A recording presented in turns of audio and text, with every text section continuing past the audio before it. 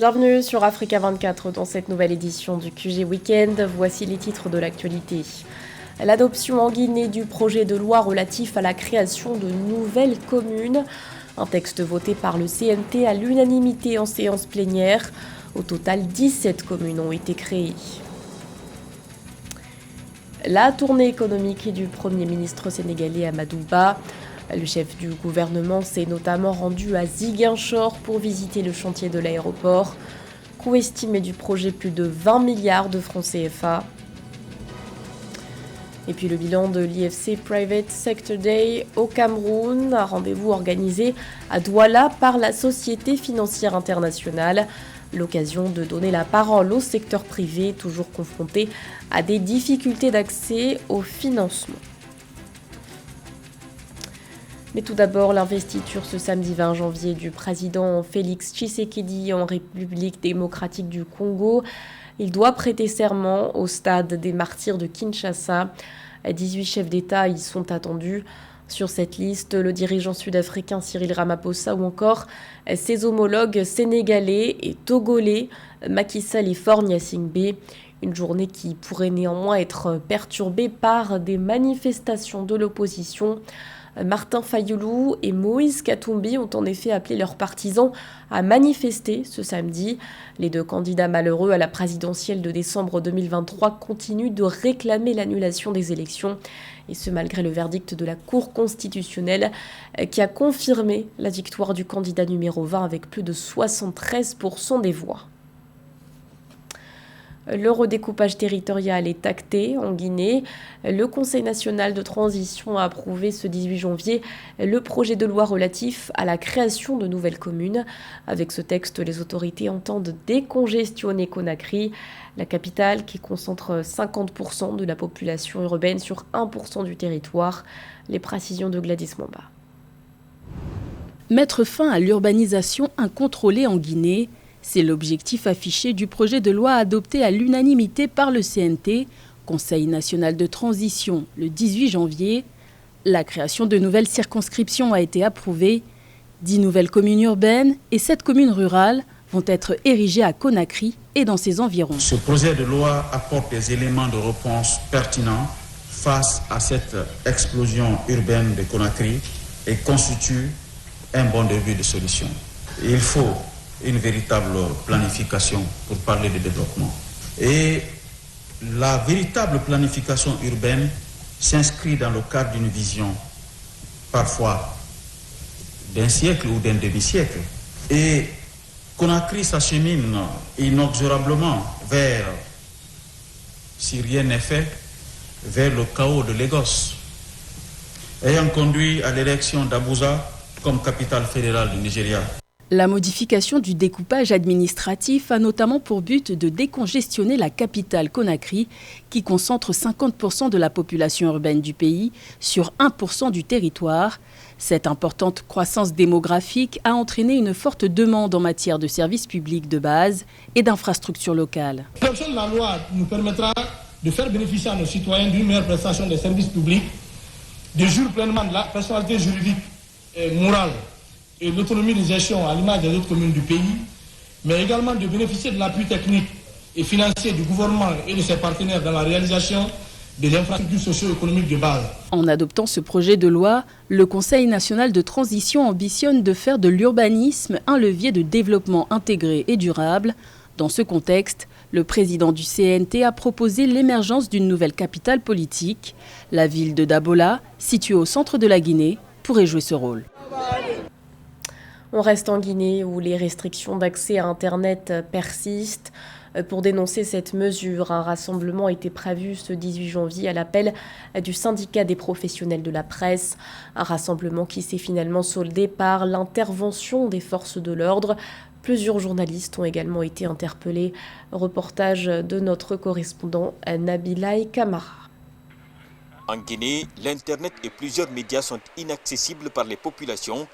Et le syndicat des professionnels de la presse de Guinée veut exiger du gouvernement la levée de ces restrictions injustifiées selon eux.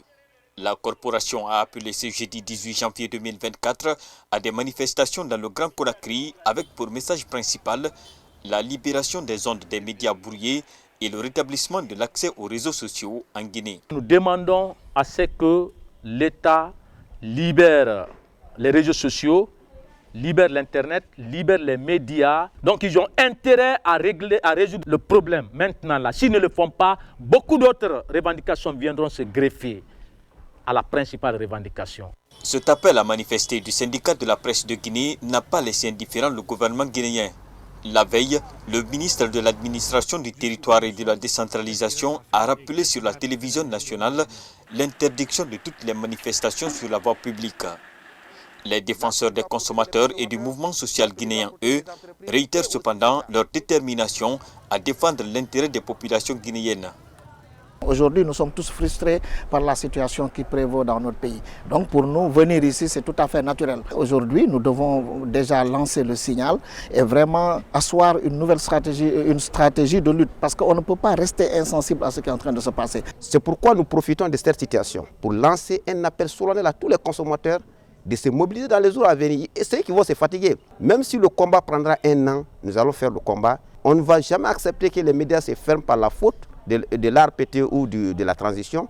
Et aussi, les consommateurs ne vont jamais subir la restriction maintenant de l'Internet. La manifestation était censée se dérouler dans les grands ronds-points du Grand Conakry ce lundi 18 janvier 2024 de 9h à 15h.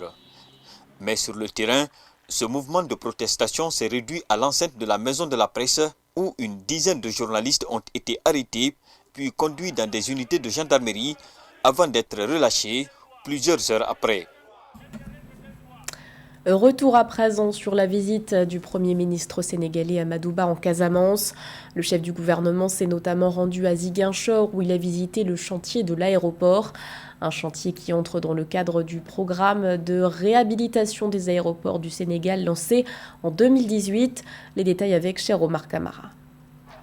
Au Sénégal, le Premier ministre Amadou Ba a visité mercredi 17 janvier le chantier de l'aéroport de Ziguinchor, actuellement en construction dans le cadre d'une visite économique dans le sud du Sénégal qui a débuté dimanche 14 janvier 2024. Les travaux qui ont coûté au Sénégal 24 milliards de francs CFA devraient être réceptionnés le 15 février 2024. Ils représentent un investissement important dans la région, dotant Ziguinchor de 2 aéroports uniques. Accueilli par une foule visiblement heureuse, le chef de gouvernement a visité différentes zones de la plateforme aéroportière. Cette visite a été accueillie par joie par les habitants de Ziguinchor qui voient dans cette infrastructure un potentiel de croissance économique et d'ouverture sur les autres régions. Le Premier ministre a visité l'aéroport international de Ziguinchor, qui est aussi un important chantier que l'État du Sénégal a réalisé. Et cela nous rend fiers parce que dans tout le pays, je pense que c'est la Casamance qui a eu la chance d'avoir 2 aéroports internationaux. C'est l'aéroport de Cap Skirring et l'aéroport de Ziguinchor, flambant neuf, et donc vraiment les bâtiments sont extraordinaires. Et en regardant l'aéroport de Ziguinchor, c'est une fierté en tant que Casamassé et nous attendons impatiemment l'ouverture vraiment de cet aéroport. Après cette étape, cap sur Cap Skirring dans le département d'Oussouye où le Premier ministre Amadou Ba a effectué plusieurs visites, dont certaines auprès d'autorités culturelles et religieuses. La délégation du Premier ministre a ensuite été reçue par le roi d'Oussouye, Sa Majesté Sibylle Mbaye Diédhiou, avant de terminer sa tournée économique au Cap Skirring où elle s'est envolée pour Dakar. Nous sommes restés 3 jours en Casamance. Nous avons accompagné le Premier ministre et visité différents lieux où ils ont lancé des projets, dont le monument du bateau de Djola et d'autres infrastructures à Ziguinchor. Le succès que nous avons vu a largement dépassé nos attentes. Cela a été fait avec le soutien de M. Doudouka, ministre de la Planification économique et de la coopération. Monsieur le ministre Doudouka. A noter que la tournée économique dans les 3 régions de Casamance, Kolda, Sédhiou et Ziguinchor a été marquée par plusieurs inaugurations, musée mémorial Le Diola pour 3 milliards de francs CFA, Pont Baïla, Djouloulou, aménagement et bitumage de la boucle des Kalounaï, y compris 1 km de voirie de Koubanaou pour plus de 28 milliards de francs CFA, le poste de santé de Fanda. Le chef du gouvernement a aussi effectué plusieurs visites de chantiers d'infrastructures structurantes, le projet de réhabilitation de la route Sénoba-Ziguinchor-Mpac et de désenclavement des régions sud pour 115 milliards de francs CFA. Comment renforcer la contribution du secteur privé à la croissance du PIB au Cameroun? La question était au cœur des échanges lors de l'IFC Private Sector Day, un rendez-vous organisé le 17 janvier par la Société financière internationale, institution affiliée à la Banque mondiale. L'occasion pour le patronat camerounais d'exprimer ses attentes. Reportage de notre correspondant Narcisse Oum. Au Cameroun, le secteur privé a contribué à hauteur de 0,3 points de la croissance du PIB au troisième trimestre 2023, selon l'Institut national de la statistique. Pour améliorer la contribution du secteur privé au Cameroun, la Société financière internationale a réuni le 17 janvier 2024 à Douala, dans le cadre de l'IFC Private Sector Day, une centaine d'acteurs du secteur privé. L'objectif de la rencontre, discuter des moyens de renforcement du secteur privé local et de soutien du développement économique durable et inclusif dans le pays.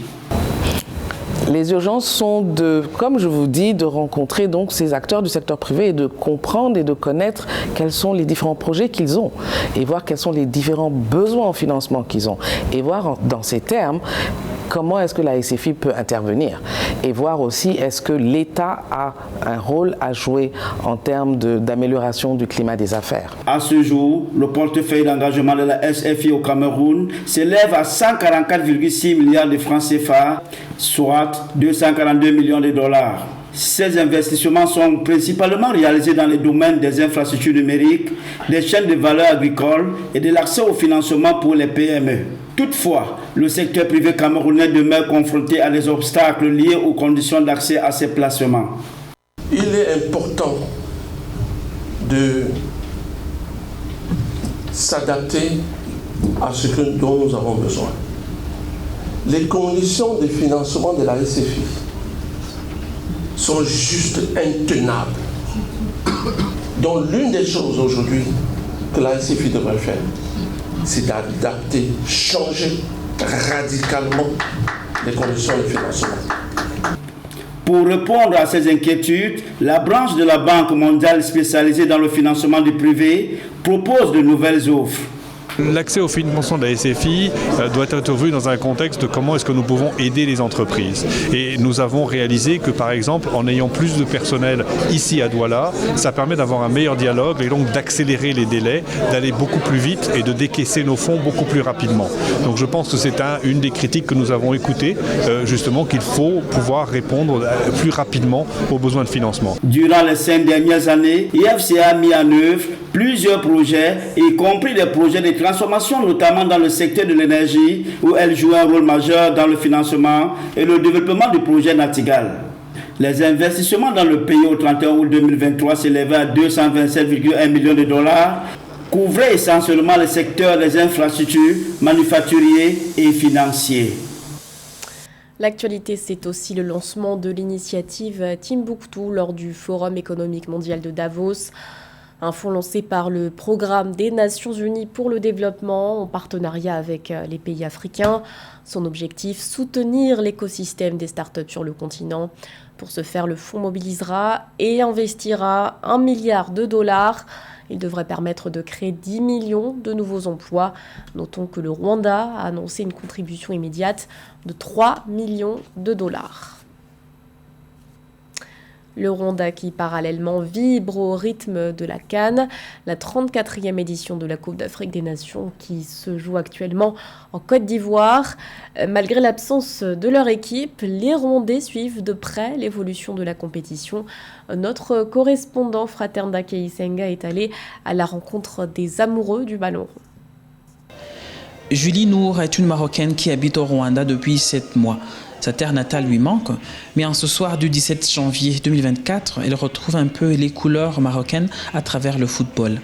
Elle suit avec concentration le match qui oppose les Lions de l'Atlas aux Taifa Stars de la Tanzanie et bien sûr, la victoire remet du sourire à son visage. Un bon début pour la route vers la victoire selon cette experte en gestion des réseaux sociaux.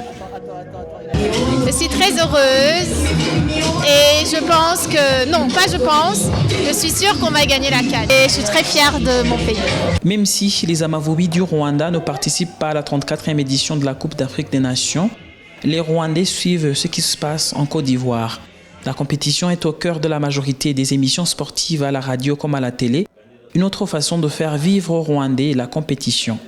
nk'abanyamakuru iyo hari igikombe nk'iki cy'Afrika ni kimwe niyo hari ibikombe by'i Burayi igikombe cy'isi se. En tant que journaliste, quand il y a une compétition comme la CAN, nous préparons des packages spéciaux pour ceux qui suivent nos émissions sportives et ils sont nombreux.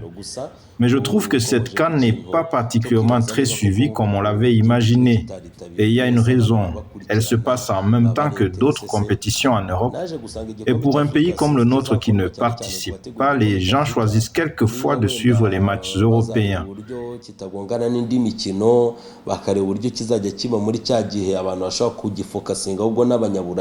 Et comme sur les gradins des différents stades ivoiriens, ici à Kigali, tout le monde a une équipe qu'il souhaite voir remporter cette Coupe d'Afrique des Nations, à défaut de jouer la finale de la compétition.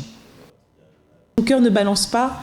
Évidemment, c'est le Cameroun, puisque je suis d'origine du Cameroun. Quoi. Donc, impossible n'est pas camerounais, comme on dit. Donc, je suis certaine que... J'espère, en tous les cas, qu'on va gagner. Plusieurs équipes ont la chance de gagner. Le Maroc est très bien construit. Le Sénégal qui est le champion en titre et la Côte d'Ivoire qui joue à domicile. Mais on pourra être surpris par des équipes comme celle du Cap-Vert qui a très bien commencé la compétition. Au Rwanda, comme dans le reste du continent, la CAN est un rendez-vous immanquable pour les amoureux du ballon rond qui se retrouvent dans divers sites pour vivre la passion du football. C'était le journal de la rédaction. Merci de votre fidélité. L'actualité continue sur Africa 24.